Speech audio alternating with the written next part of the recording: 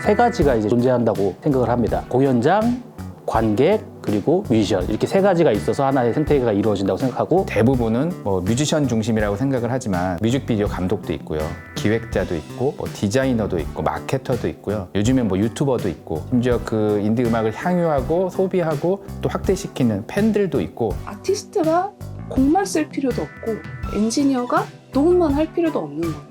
어떤 사람이 어떤 자리에 있어도 돌아갈 수 있게끔 만들어지는 게 생태계고, 이런 이제 다양한 주체들이 긴밀하게 연결되어 있기도 하고 느슨하게 연결되어 있기도 하고, 이게 통칭해서 하나의 인디 음악 생태계라고 얘기를 했던 것 같고. 생태계가 건강하고 뭔가 안정이 되려면 실제로 여기서 활동하고 뭔가를 하고 있는 그 관계들이 커지고 강해져야 된다라는 생각이 있었고, 다양한 생태계 주체들의 활동을 약간 자극시켜보자, 독려시켜보자, 뭐 지원해보자, 이런 의미였던 것 같아요. 기획자나 뮤지션 외에 이 생태계 안에서 해볼 수 있는 일이 있으면 지원하겠다. 보통의 지원 사업 같은 경우는 뮤지션들이 이제 기획을 한다거나 행사 기획자들이 할 때 이제 많이 지원을 하는데, 팬으로서 하고 싶은 게 있는 사람이라서 잘 맞는다고 생각했어요.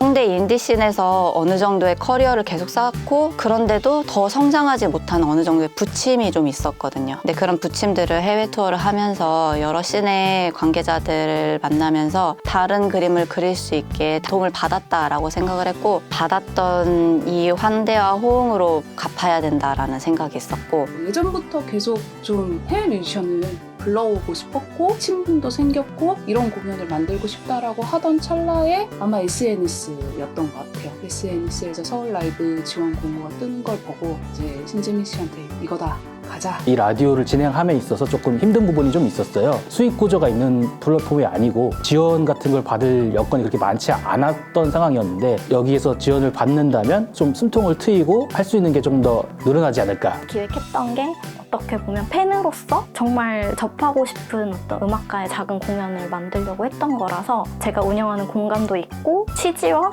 되게 부합하는 사업이 있으니 꼭 지원을 해봐야겠다. 서울 라이브의 지원 정책이 너네들이 하고 싶은 대로 펼쳐봐가 기획 의도였다고 생각을 하거든요. 거기에 맞게 처음부터 목표를 설정하고 갔고, 포스터 같은 거를 보통은 자체 제작으로 어설픈 그런 포스터를 만들곤 했었는데, 이게 일러스트레이터를 초대해서 더 디자인을 많이 하고 제가 전문적이지 않은 분야를 초대해서 좀 더 완성도 있게 할 수 있었던 점. 저희가 그때 100회를 맞이하고 있었고 2주년을 준비하고 있었는데, 이 프로그램 덕분에 100회 기념, 2주년 기념 공개 방송도 열 수 있었고, 앨범 전곡 듣기란 코너도 서울 라이브를 통해서 새롭게 시작하게 됐었고.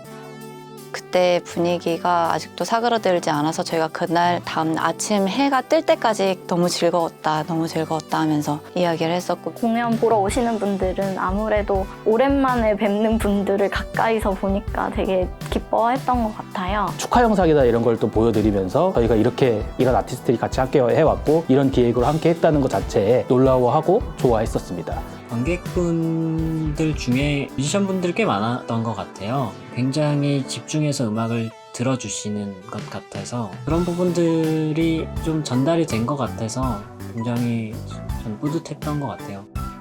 없었을 때는 몰랐는데 해보고 나니까 준비할 수 있겠다 싶은 것들도 있었고, 실제로 장비를 구비를 하게 됐고요. 아무리 가까웠고 작은 공연이라도 이렇게 맞게 하려면 필요한 요소들이 있다는 게. 회의감이 좀 들던 시기였는데, 그래서 서울 라이브가 지지를 해준 거잖아요. 그때 조금 마음의 변화는 좀 있었던 것 같아요. 이렇게 방송을 하는 게 의미가 있었구나, 자신감을 얻은 거죠.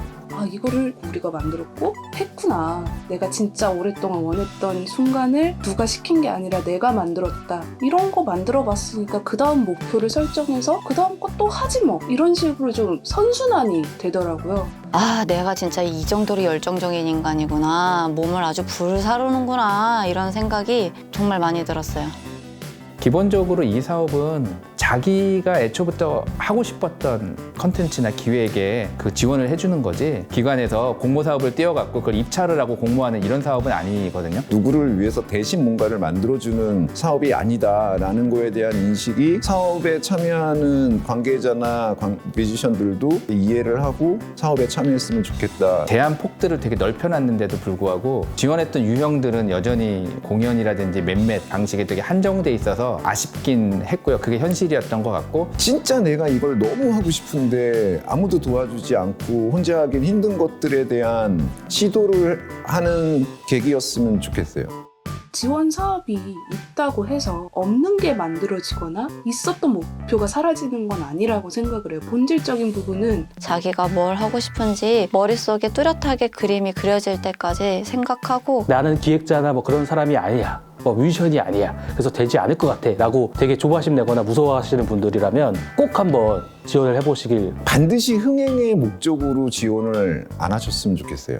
쓸모 있는 경험을 할 수 있는 사업이었으면 좋겠어요. 수익을 전제로 한다면 여러 가지 한계들이 많이 생기게 되는 것 같아요. 근데 지원 사업의 특성이 수익에 대해서 뭔가 까다롭게 통제하고 있지 않기 때문에 이거 너무 사소해서 가능할까 생각했던 아이디어가 있다면 도전해볼 만한 사업인 것 같아요. 재밌게 해볼 수 있는 것들을 많이 지원해 주시면 좋을 것 같습니다.